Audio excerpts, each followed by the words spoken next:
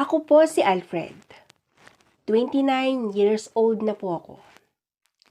At panganay po ako sa 3 magkakapatid. Wala na kaming mga magulang. Kaya naman, ako na yung tumatayong ama at ina ng mga kapatid ko. Bale, may mga kamag-anak din kami sa aming lugar. Siya po, si Tio Lando. Siya lang yung naging takbuhan namin sa tuwing nagigipit kaming magkakapatid. Lalo na kung financial na ang pinag-uusapan. Si Tio lang kasi ang medyo nakakaangat sa buhay.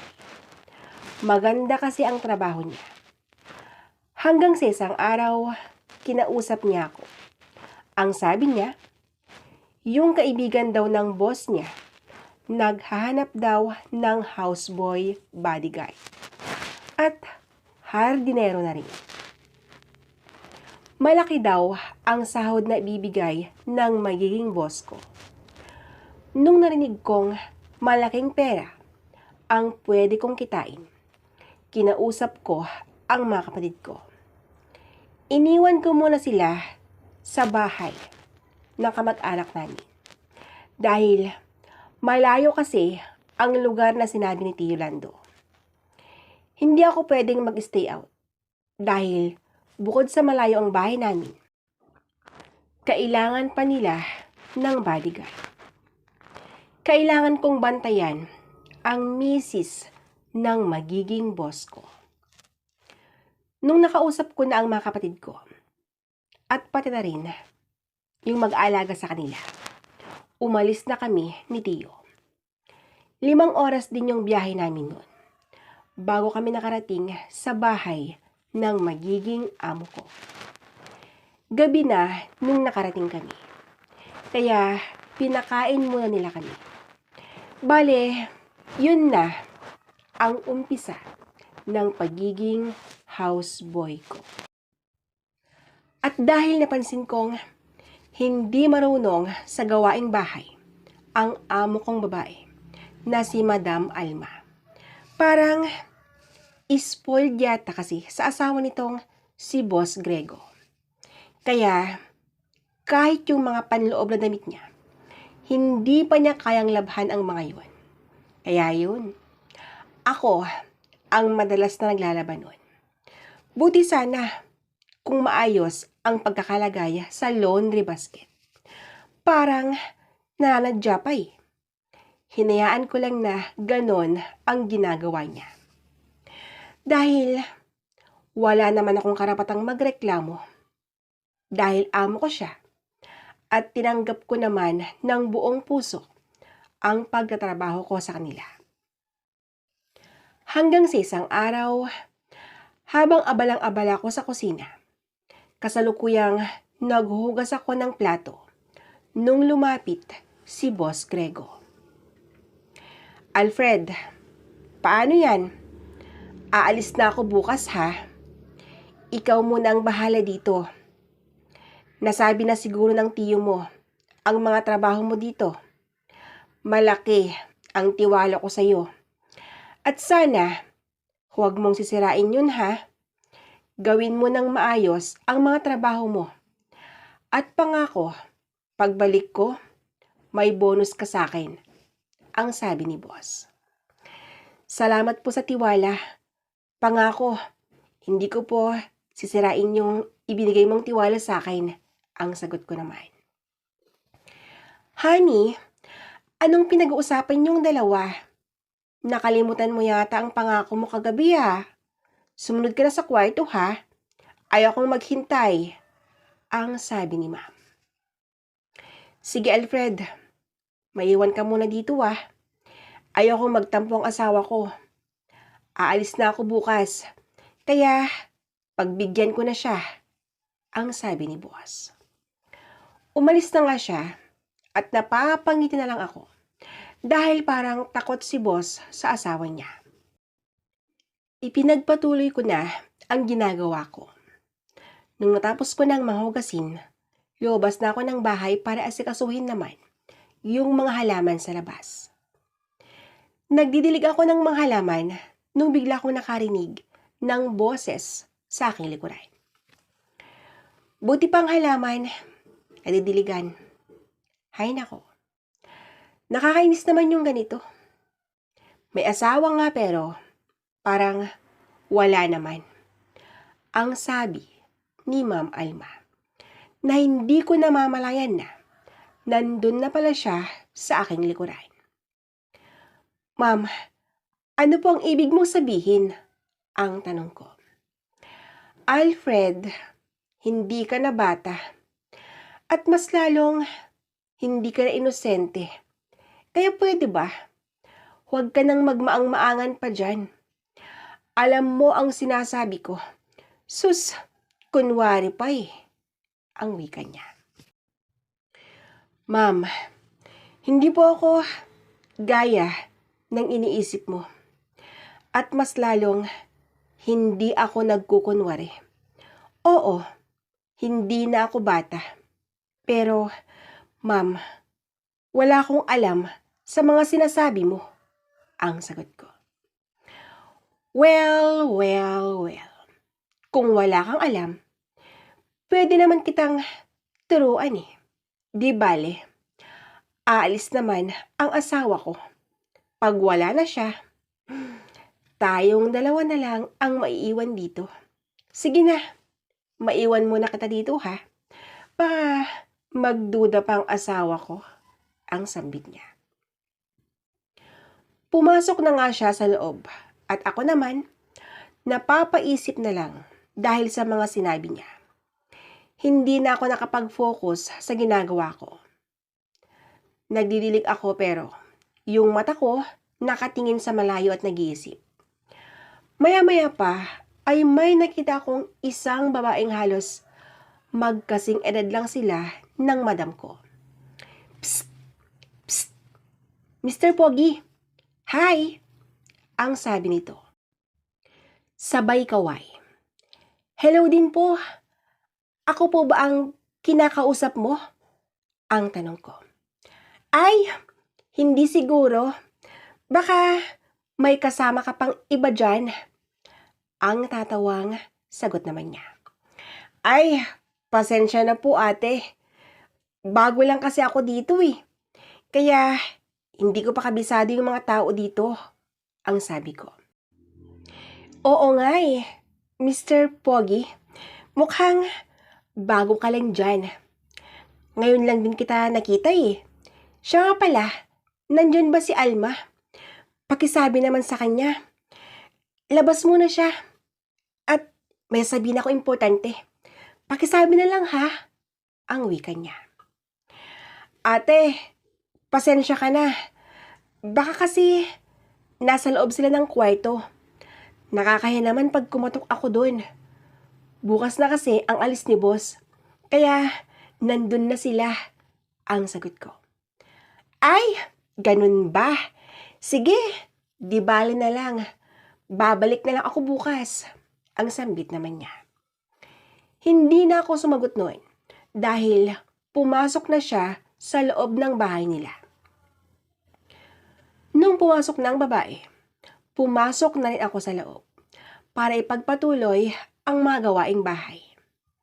Hindi pa kasi ako nakakapaglinis sa kwarto ng mag-asawa.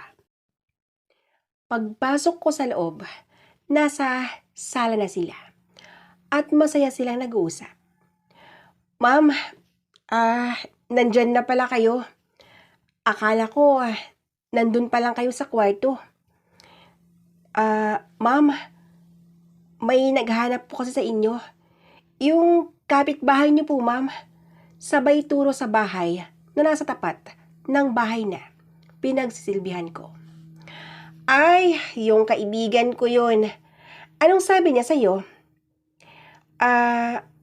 May sasabihin po sana sa inyo pero ang sabi ko naman, baka busy po kayo.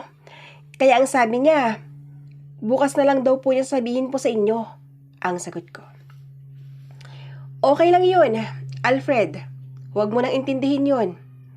Maglinis ka muna sa kwarto. Ang sabi ni ma'am.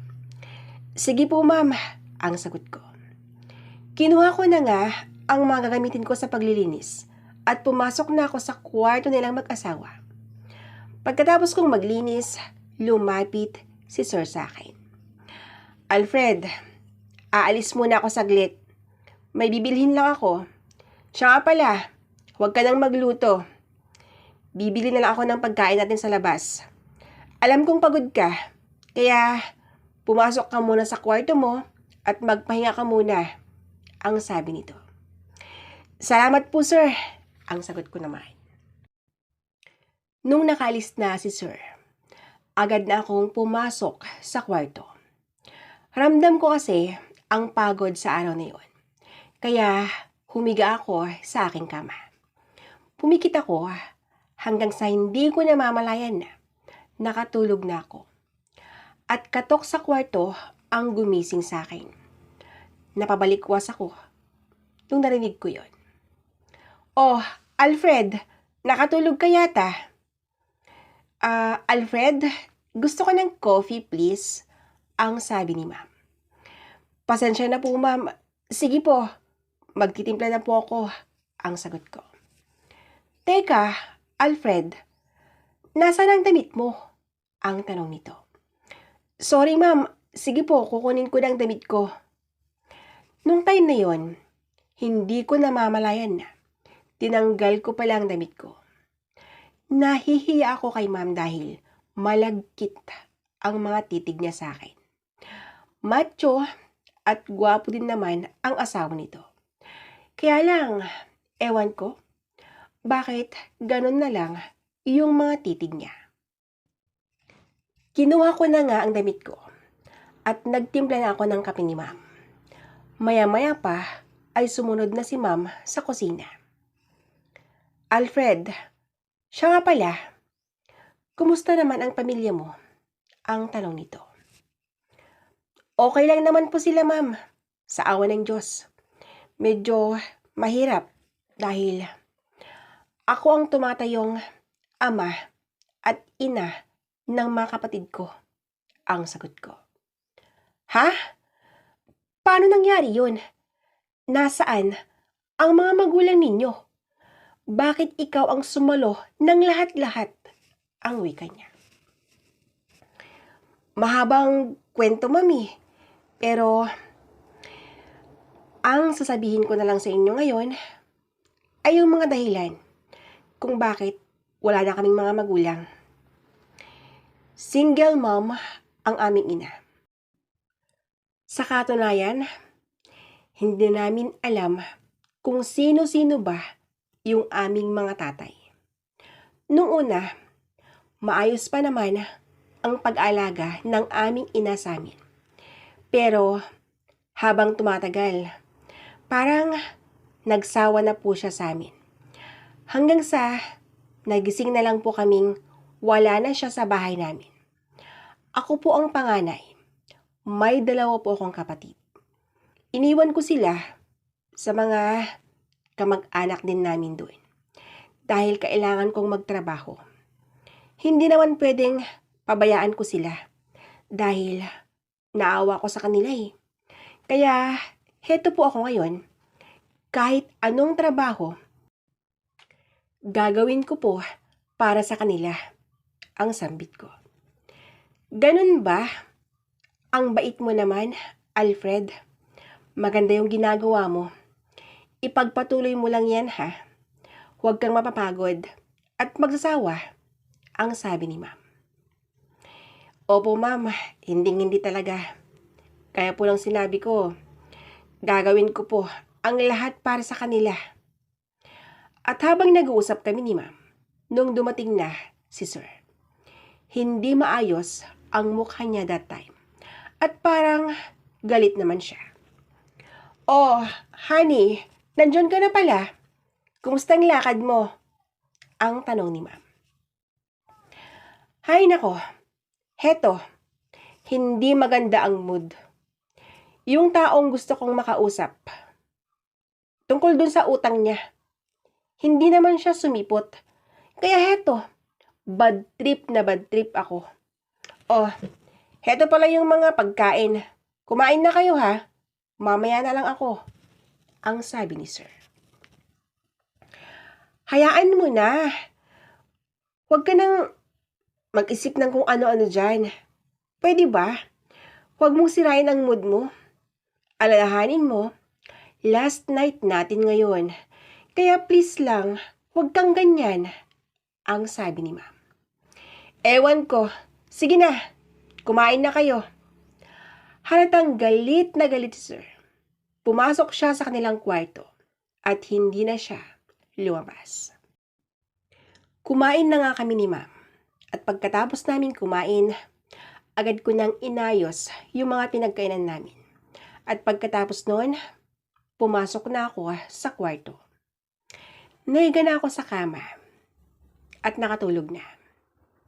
Pero yung himbing ng tulog ko, bigla akong nagising. Narinig kong nag-aaway ang mag-asawa. Narinig ko ang lahat ng kanilang pinag-aawayan dahil malapit lang sa sala ang kwarto ko. Anong gusto mong gawin ko, Grego? Papayag na lang akong ganito na lang ba? Ilang buwan na naman bago ka bumalik, tapos tumatanggi ka pa. Anong klase kang asawa? Hindi mo man lang ba iniisip na tao din ako? Narinig mo yun? Tao ako. May pangailangan ako, Grego. Sige, kung hindi mo kayang ibigay, umalis ka na ngayon. Ang galit na sabi ni ma'am. Alma, nakakainis ka naman eh. Hindi ka naman kasi nakakaintindi.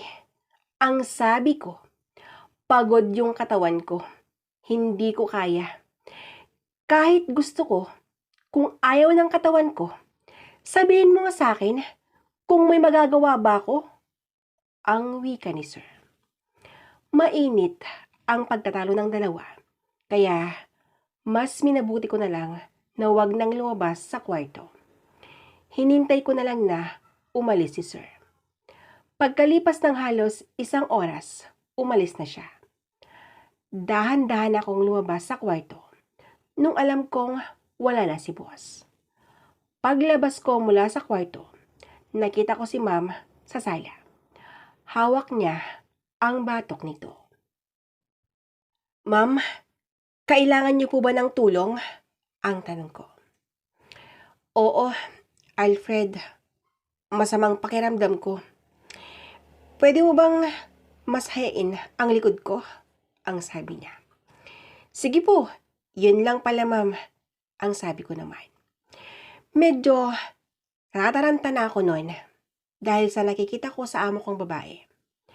Pagpasok namin sa kwarto, agad na itong duwapa. Kinuha ko ang lotion at inumpisahan ko na siyang masahiin. Alfred, sige pa. Sobrang sakit ng batok ko eh. Ay nako. Sandali lang. Pakilak nga pala yung pintuan. Ang wika nito. Sa huling sinabi niya, gusto ko siyang tanungin kung bakit kailangan pang i-lock ang pintuan sa kwarto nila. Kaya lang, hindi na ako nagtanong pa. Nanahimik na lang ako at ipinagpatuloy ko ang pagmamasahe. At habang abalang-abala ako sa pagmamasahe, nung hinawakan ni ma'am ang kamay ko, sabay sabing, gusto kong higitan mo pa ang ginagawa mo. Huwag kang mag-alala dahil may ekstrang bayad ang gagawin mo sa akin. Ako na ang bahala sa mga kapatid mo. Basta, pumayag ka sa gusto kong mangyari.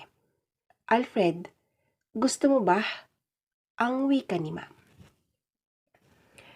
Ma'am, kung yan po ang ikakaligaya po ninyo, sige po, gusto ko. Sino ba naman ako para tumanggi? Pero, sana, tuparin mo ang sinabi mo. Kayo na ang bahala sa mga kapatid ko, ang sagot ko naman. Huwag kang mag-alala. Kung pera lang ang problema mo, ako na ang bahala doon, Alfred, ang turan niya. Nung maayos ng pag-uusap namin, ginawa ko ang pinapagawa ni ma'am. Buong puso ko siyang pinaglingkuran at pinaligaya. Kahit alam kong masama ang gagawin namin. Hindi ko na din iniisip na may asawa siya. Ang tanging iniisip ko na lang, sumunod lang ako sa utos niya. Mula nung may namagitan sa amin, naging masayahin na ito. Kahit nag-aaway silang mag-asawa, hindi na siya stress. At yan naman ang labis na ikinagulat ng asawa niya. Palaging tinatanong ni Sir kung may ibang lalaki ang asawa niya. Naku sir, paano magkakaroon ng ibang lalaki yan? Hindi naman lumalabas ng bahay. Ang wika ko naman. Nagpatuloy ang lihim na ugnayan namin. Hanggang sa umuwi ang asawa ni Ma'am. Gaya ng pinangako niya sa akin noon. Binigyan niya ako ng bonus. Malaking halaga ang binigay ni Sir. At dahil dyan, nakokonsensya ko. Tinanggap ko ang pera na yon at nagpaalam na ako sa kanila. Hindi kasi kaya ng konsensya ko kung tumira pa ako sa bahay nila. Mabait si Sir. Sobrang bait niya. Hindi niya deserve ang lokohin. Ang sabi ko na lang sa kanila, nung sinabi kong gusto ko nang umuwi, sinabi ko sa kanilang kailangan na ako ng mga kapatid ko. Ayaw sana ni Ma'am na umalis ako, pero ayoko na talaga. Hindi na maganda yung ginagawa ko. Umuwi ako sa lugar namin at kinuha ko yung mga kapatid ko. Nagsama-sama kaming muli at nagpatuloy sila sa kanilang pag-aaral. Yung binigay ni boss na pera nun, ginamit ko yun para makapag-umpisa ng negosyo. At sa awa ng Diyos, napalago ko na.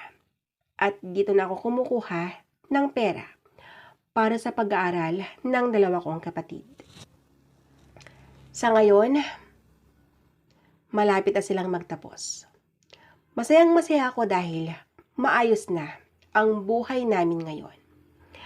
Laking pasalamat ko na lang sa dati kong boss dahil sa perang binigay niya. Nagbago na ang buhay namin. At nagpapasalamat din ako dahil hindi nalaman ni Sir ang ginagawa namin ni Ma'am habang nasa malayo siya. Lingid sa kaalaman ni Sir. Ako ang kasama ni Ma'am sa kama habang nasa malayo siya.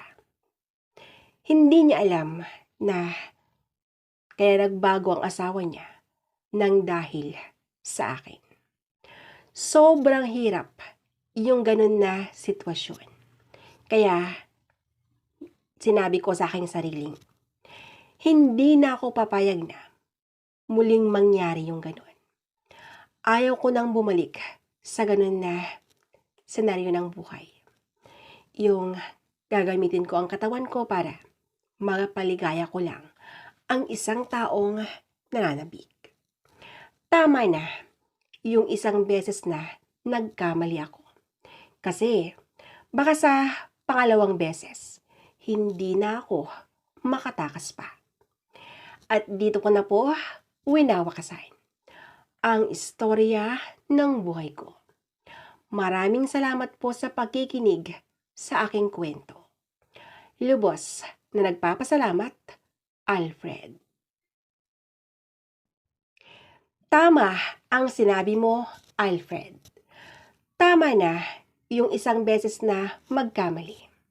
Dahil kapag inulit mo ito ng inulit, alam naman nating lahat na walang lihim na hindi nabubunyag. Kaya bago pa mo gumawa ng hindi maganda, isipin muna ng paulit-ulit. At dito na po nagtatapos ang kwento ng aking buhay. Lubos na nagpapasalamat, Alfred.